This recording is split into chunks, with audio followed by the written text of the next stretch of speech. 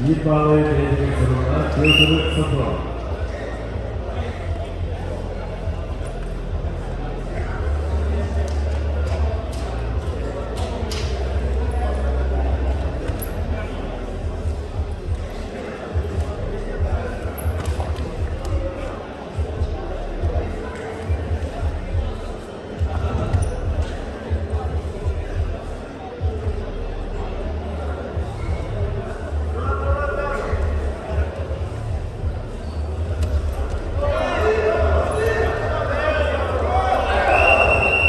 Erasmeyni Hidis'te Alexander Prokopyev, Bülü.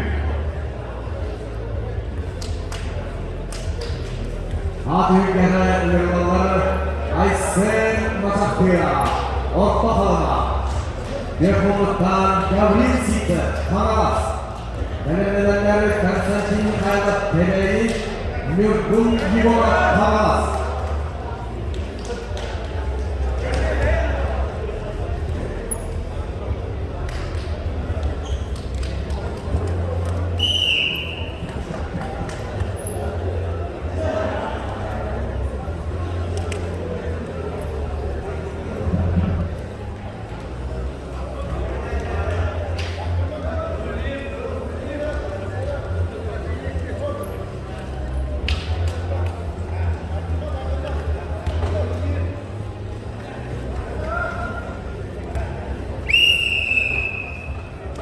Bir bağlayı belirleyen durumda Gavril Sikte.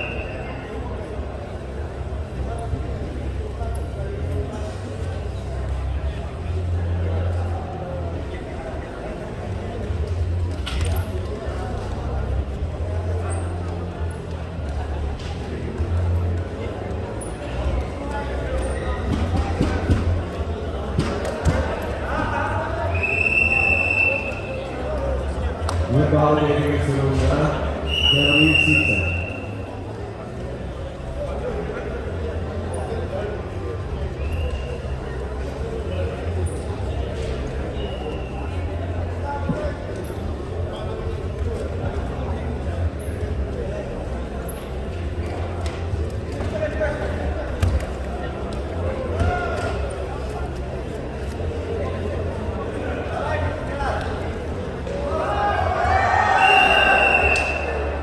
Erasmeyni Hidis'te Aysen Masaktıya, Orta Halına. Ve Büyükdere Hidis'te Sakarya Sürgün'ün sorduğundan sonra Piotr Safran'a.